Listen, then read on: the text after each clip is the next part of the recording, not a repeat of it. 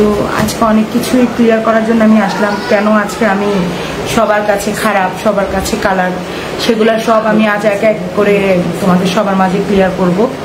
তো প্লিজ তোমরা সবাই আমার লাইভটা দেখা শুরু করো, দেখো প্লিজ, কেউ চলে যাবা না, কারণ তোমাদের দেখা দরকার যে আসলে আমি কেন আজকে আমি সবার কাছে এত খারাপ। আমি তো শুরুতে কারো কাছে খারাপ ছিলাম না, কেন আজকে আমি খারাপ হইলাম। আজকে আমি সবটাই তোমাদের কাছে একদম ক্লিয়ার করার জন্য আমি আজকে আসলাম। আমি জানি যে আজকের এই লাইভ শেষ হওয়ার পর যখন আমি সবকিছু ক্লিয়ার করব, তো ক্লিয়ারের পর আমার উপরে অনেক কিছু আসবে, এমন হতে পারে আমার ঘরে হামলাও করতে পারে, এটা আমি জানি। তো তোমরা আমার পাশে থাকো প্লিজ। তোমরা দেখো আমি আজকে সত্যটা বলবো, যতই হামলা হোক, যদি মরেও যাই আজকে আমি, আমার বা আমার পরিবারের কারো যদি কোনো প্রবলেমও হয় বা আমরা যদি কেউ মরেও যাই, তাও আজকে আমি সব সত্যটা তোমাদের সবাইকে বলবো। যা সত্যি তাই বলবো, এক ফোঁটা মিথ্যা বলবো না। আজকে আমি সব সত্য বলবো, সব আজকে ক্লিয়ার করব। অনেক সহ্য করছি, অনেক সহ্যের একটা মাত্রা থাকে মানুষের, আমার সহ্যের মাত্রা ছাড়াই গেছে, তো আমি আর পারতেছি না, তাই আমি আজকে আসলাম যে আমি সব ক্লিয়ার করব। আমি অনেক চুপ করেছিলাম, সবাই আমার মাথায় মানে তোমরা আমার ঘাড়ে বন্দুক রাখা স্বীকার করবা, আর শেষে আমি মানুষের কাছে খারাপ হইলাম, রাস্তায় পড়ে থাকবো, এটা কেমন হইল ব্যাপারটা? দোষ করলা তোমরা, ভুল করলা তোমরা, দোষ সব মানে সব আমার কাঁধে আসবে, এটা কেমন ধরনের কথা হইল?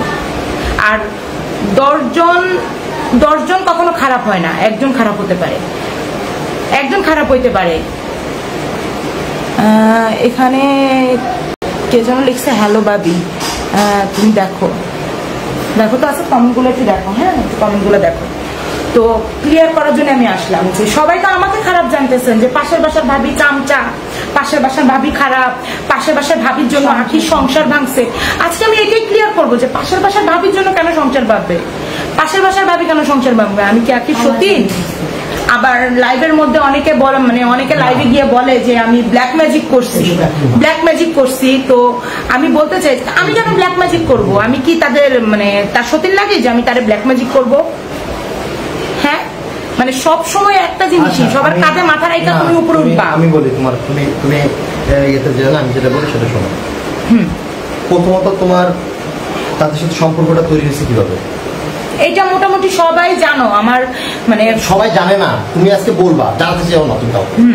আমি তোমাকে কোশ্চেন করছি অডিয়েন্স হিসাবে, তুমি কিভাবে তাদের সাথে সম্পর্ক তোমার তৈরি হয়েছে? হ্যাঁ, আজকে তোমার সামনে আমি তোমার হাজবেন্ড না, এই অডিয়েন্স এখানে কমেন্ট করতে, সে কমেন্ট ওয়াইজ আমি তোমার কোশ্চেন করবো।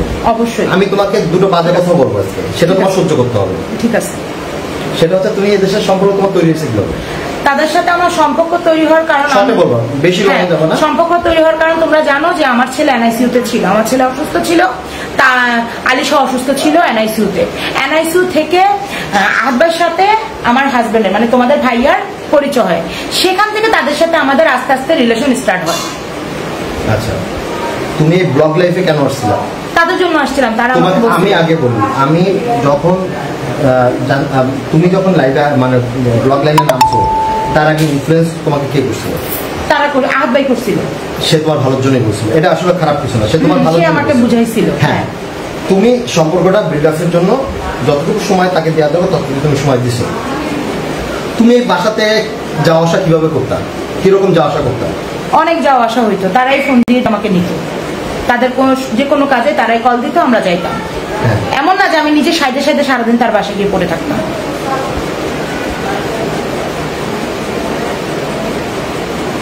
তোমার সাথে আখি ভাবির সম্পর্ক কেমন ছিল? আখি ভাবির সাথে আমার সম্পর্ক ভালো ছিল, হাই হ্যালো কথা বলতাম। তাহলে আখি ভাবি কেন তোমাকে দোষারোপ করলো এই জায়গাটায়? আখি ভাবি কালপিট বা সংসার ভাঙছি, এই করছি সেই করছি, এই যে টপিক গুলো কেন হলো? তুমি তো আমার জানা মতে তুমি কথা শুনছো কিন্তু কথা কোথাও বলোনি না, কিন্তু কেন এই কথাটা আসলো যে তুমি তার সংসার ভাঙছো? তুমি কি তার আগে পরে ছিলা? তাদের কোনো গ্যাঞ্জামের ভিতর ছিলা না? তাদের কোনো কথার ভিতর তুমি ছিলা না? আচ্ছা, কখন এই যে বাসার ভিতরে তাদের পার্সোনাল প্রবলেম, বাসায় রোকেয়া করাচ্ছে বা যাই করছে, কখনো কে তুমি গেছো? না। ইভেন আমি গেছি না? তাহলে এই টু জেড তাদের কোনো প্রবলেমের ভিতরে আমরা ছিলাম না। তোমার সাথে এই লাইভে হওয়ার আগে যখন আছে তুমি লাইভে গেছো তার আগে পাবলিক তোমাকে বলছে ক্লিয়ার করার জন্য কি হয়েছে, সবাই জিজ্ঞেস করছে তোমাকে কি হয়েছে না? আমি এই ঘটনাটা একটু ক্লিয়ারলি তাইলে বলি, যেহেতু ও যে প্রশ্নগুলো করছে অডিয়েন্স করতেছে সেই প্রশ্নের উত্তর। তাদের সাথে আমার আকিবাবের সাথে আমার ক্ল্যাশিংটা যেভাবে হয়, ক্ল্যাশিং এর কারণ কি কারণে হয়েছে আমি এটা ক্লিয়ার করি আগে। সেটা হইলো যে আমি কিন্তু বাকিভাবে যেদিন চলে যায় তখন কিন্তু আমি হসপিটালে, এটা আপনারা সবাই জানেন, হসপিটাল ছিলাম। কিন্তু তার আগে আমি কেন ভাবি চলে যায় কি হয় আমি কিন্তু কিচ্ছু জানতাম না, জানতাম তাদের মাঝে। একদিন ঘটনা কি হয়েছে আমি শুরু থেকেই বলি। একদিন আমাদের সাথে তখন ভাবি মানে তিশা ভাবির সাথে আহাদ ভাইয়ের সাথে পরিচয় কথা হয়, আকি ভাবির সাথে আমার কথা হয়, আমরা তাদের বাসায় যাই, তারা আমাদের বাসায় আসে। এরকমের মধ্যে একদিন তিশা ভাবি হঠাৎ করে আমাদের বাসায় আসে, সাথে আহাদ ভাই ছিল, দুইজনে তখন নতুন অবস্থাতে আমরা নিপুঞ্জিটিতে থাকি। তো ওনারা দুইজন আমার বাসায় আসে, আসার পর আমাদের বাসায় বসে আড্ডা দেয়। তো ভাবির চোখ ছলো ছলো ছিল, কান্না কান্না ভাব। সে এসে আমাকে আকি ভাবির নামে অনেক কথা বলছে, আকি ভাবি ভালো না, আকি ভাবি গার্মেন্টস কর্মী, আকি ভাবি গার্মেন্টসে কাজ করে, আকি ভাবির ফ্যামিলি ব্যাকগ্রাউন্ড ভালো না, মেয়েকে দেখতে পারে না, মেয়েকে ঘর থেকে বের করে দিছে ডিভোর্স হওয়ার কারণে। তো ভাবি আর আহাদ ভাই মানে তাকে অসহায় দেখা তাকে আশ্রয় দিছে, তাকে মানে বউ করে আনছে কিন্তু আইনা তাকে এত জায়গা দিছে, এত মর্যাদা দিছে, এত ভালোবাসা দিছে, কিছু আকি ভাবির জন্য তিশা ভাবি করছে। তারপরও আজ তিশা ভাবিকে আকি ভাবি সেই ভালোবাসা সেই সম্মান কিচ্ছু দিচ্ছে না। তারা আলাদা হয়ে যায়, যখন তাদের ফ্ল্যাট আলাদা হওয়ার কথা ছিল সেই স্টোরি এটা। তো তখন এসে আমাকে মানে কান্না কান্না চোখে আহাদ ভাই এবং তিশা ভাবি দুইজন মিলে বসে।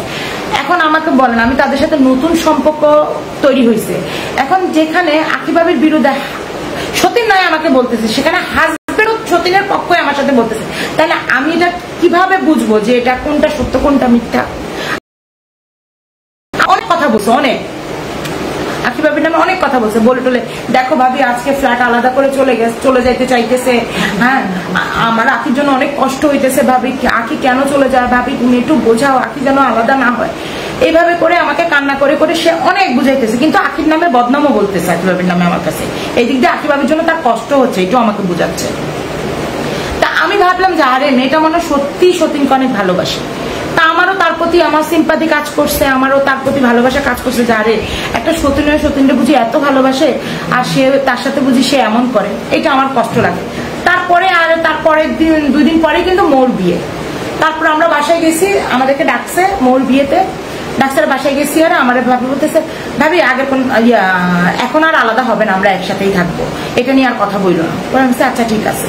পরে মোর বিয়ে, আমাদেরকে দাওয়াত দেয়, আমরা সেই বিয়েতে যাই, বিয়ের অনুষ্ঠানে অ্যাটেন্ড হই নাকি।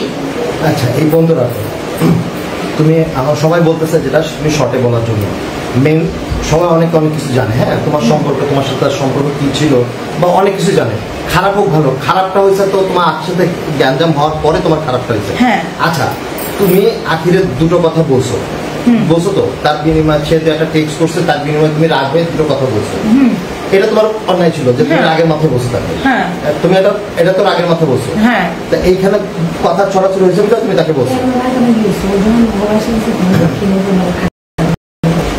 না এখানে হ্যাঁ এইভাবে। তারপরে